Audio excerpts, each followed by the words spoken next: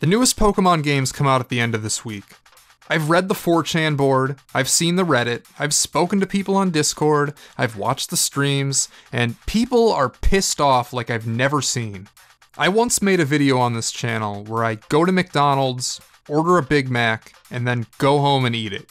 I know that McDonald's doesn't sell food, it sells hot plates of garbage. Yet I still go there a couple times a month. There's an old saying in regards to film, where if you can't appreciate great trash, then you have no reason to be interested in film in the first place. Whether you like it or not, Pokemon Sword and Shield has a place and a right to exist as it does now. I admire what Game Freak does. They make the backbone, the foundation in which the highest grossing media franchise in the world is built upon. But I can't kid myself. Game Freak doesn't make high art, they don't make games that push systems to their limit, they're not particularly great craftsmen. At the end of the day, they make trashy, simple, Japanese role-playing games for kids. When I say that they make trash, I mean it in the most loving way possible. I love Pokemon, and I'm almost always replaying one of the games with some kind of self-imposed challenge. It's important to see these games for what they are. When a bunch of nerds on the internet look at Pokemon Sword and Shield, they see a product with graphical issues and cut content. They see a game studio that has betrayed them by putting out a game that isn't as good as it should be. They're looking at a Big Mac as empty carbs. When I, and a lot of other people look at the newest Pokemon games, they see the newest game in a series that's built on a rock-solid gameplay loop, presented in a way that no other game before it ever has been. We see the Big Mac as something quick to eat on the way home, to reward yourself after a hard day's work. I'm not saying either outlook is wrong, or that one is better than another.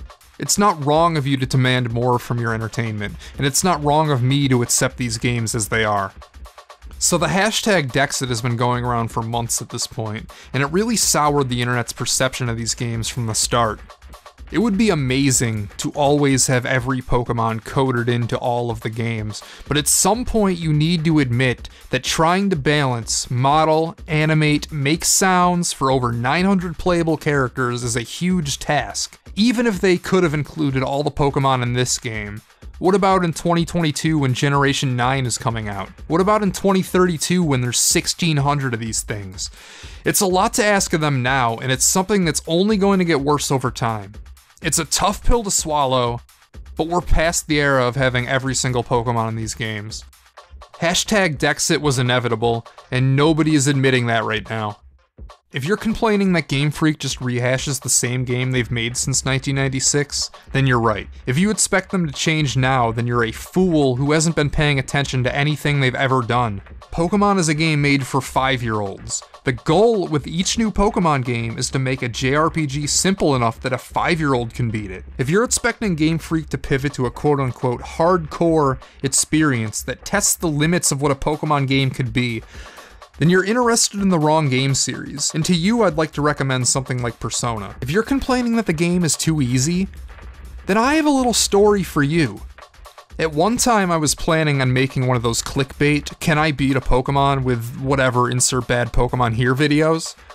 You've seen those around, right? They get millions of views despite the answer always being yes.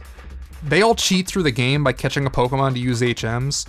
I was going to try and find the worst Pokemon that can learn enough HM moves to beat the game by itself, and I was pretty sure that I had found it in Lickitung. I was going to inject Lickitung as my starter in Pokemon Leaf Green. You only need Cut, Strength, and Surf to beat that game, and Lickitung learns all 3 of those moves. What I learned very quickly is that using only one Pokemon is like a cheat code.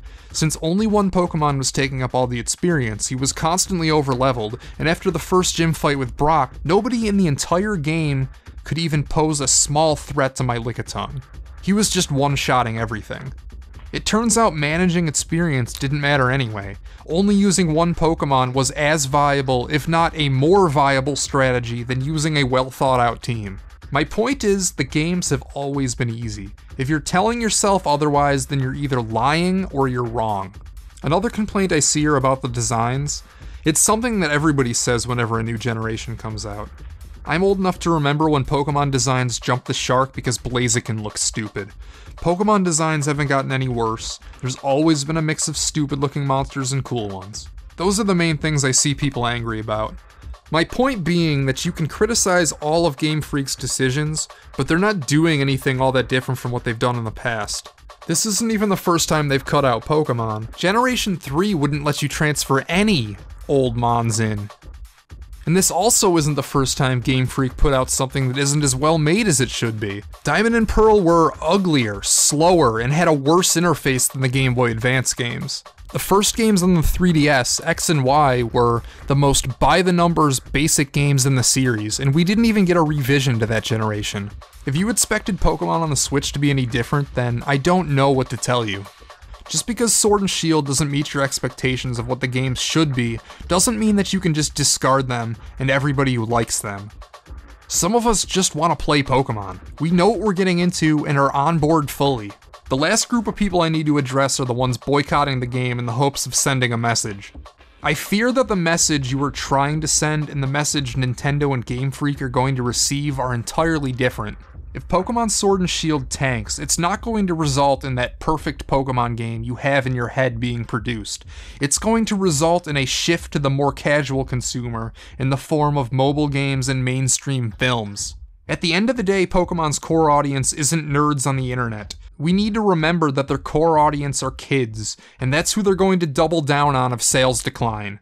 They aren't going to see an underperforming game and in turn put out something that's more obtuse and less handholdy. They are going to kidify and generalize these games more than you can imagine.